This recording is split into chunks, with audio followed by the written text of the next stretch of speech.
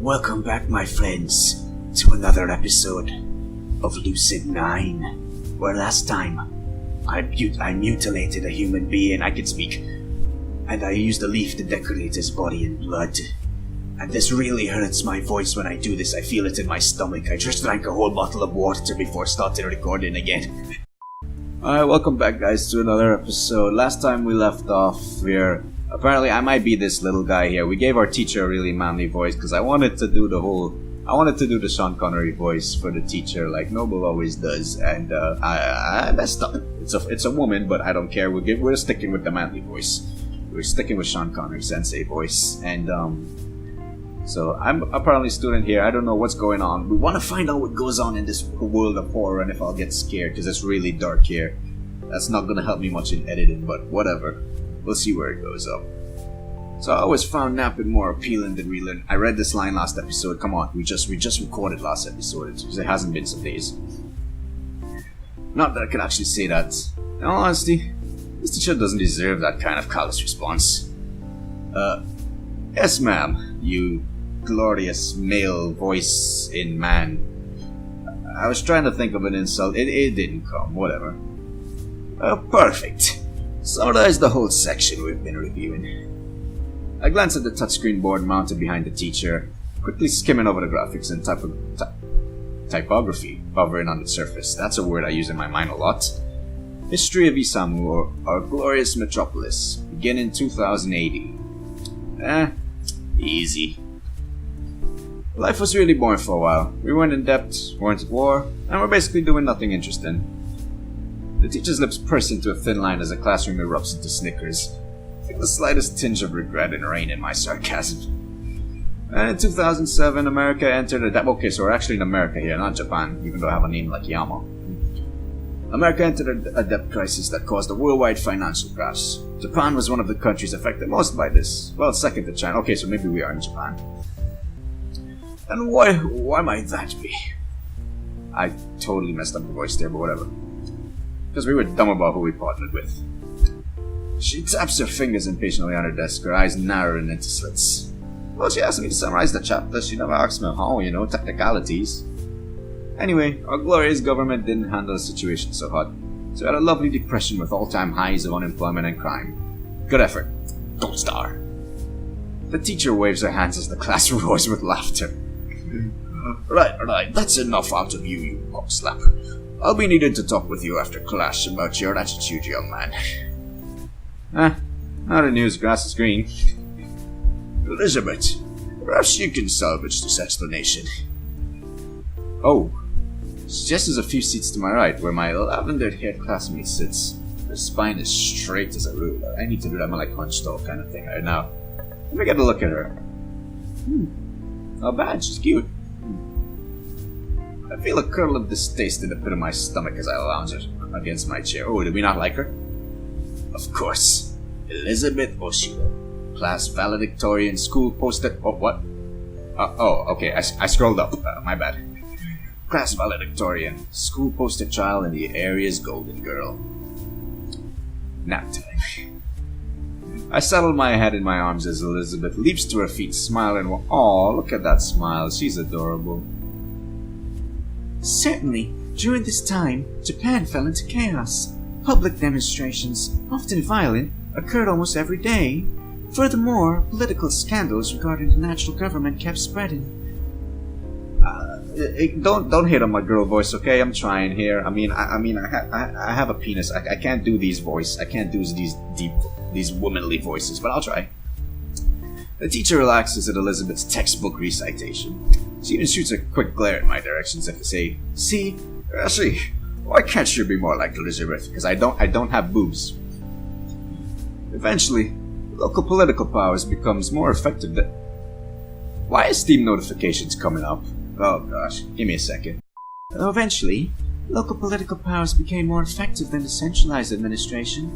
Hence, why Isamu operates as smoothly as it does. Don't mess up my lines, eh?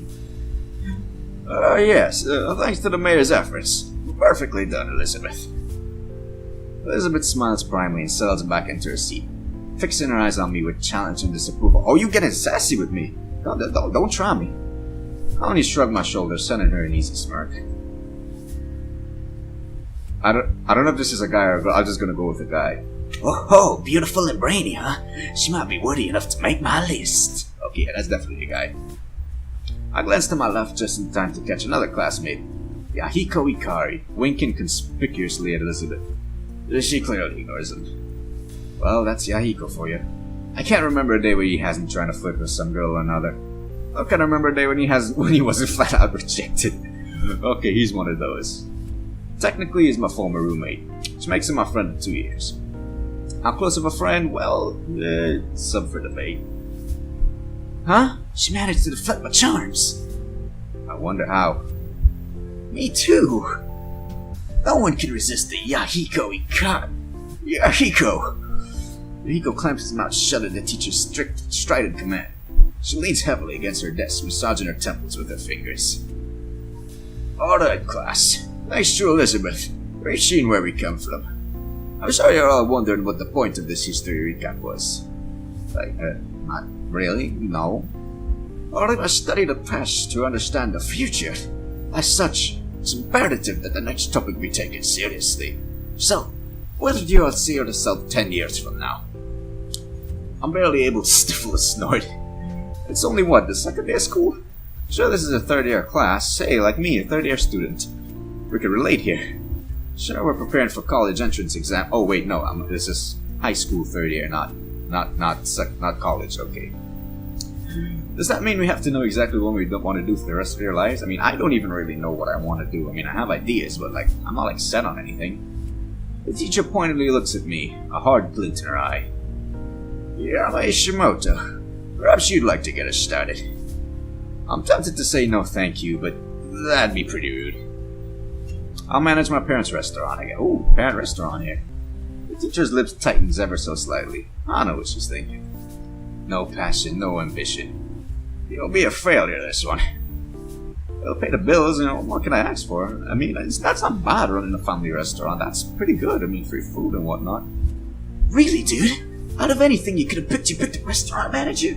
I'm messing up his voice so badly. I'm sure this is the third different voice I knocked off my headphones. Well, what would you suggest? Add a bunch more, dude. Like women, and cars. Totally rad, bro. I think that's the voice I'll do for him. And he criticizes me for my lack of imagination. Come on, it's 10 years, man. Anything can happen. Stop scrolling up, jeez. The teacher shoots him a disapproving glare as his voice raises dramatically in volume. Yahiko, thank you for volunteering. Where do you see yourself in 10 years? Yahiko beams, and I feel a sudden sense of dread. Here we go again. Here goes his dream, the one that I've heard no less than 200 times before, to run the Playboy Mansion. Well, Teach, I see myself with a Ferrari F500 under one arm, a Lamborghini Aventador 704 under the other, and a lot of beautiful women in between, fighting for the honorable privilege of bearing my children. At least he hasn't got bad taste in cars. Though I'm not really one for the exotic stuff. Class just stares at him. Oh, you dumbass. Heck, let's have some fun. I'll whisper to him. What about the mansion? Right! Take all that and put it in front of 2,000 square foot mansion, attended to by a staff of 1,000 maids. Dude, where is it located? Oh, it's in the Caribbean. Hey, that actually come from the Caribbean. On an island, a man-made island specifically constructed just for me, with my name laser engraved into the hills, so that every plane that flies by sees that it belongs to... That's quite enough, Yahiko. Thank you for your input. Clearly she doesn't believe in his dream. Actually, I don't think anyone except Yahiko believes in his dream. And I think that's a good place to leave off this episode here, before Yahiko starts going off even more on his dreams, so, thank you. Oh gosh, we're almost at 10 minutes. Thank you very much for watching this weird game. We got out of, the dark murdering people stuff, but don't worry, we'll get back to it. We'll definitely get back to that. Don't you worry. And I will see you all next time.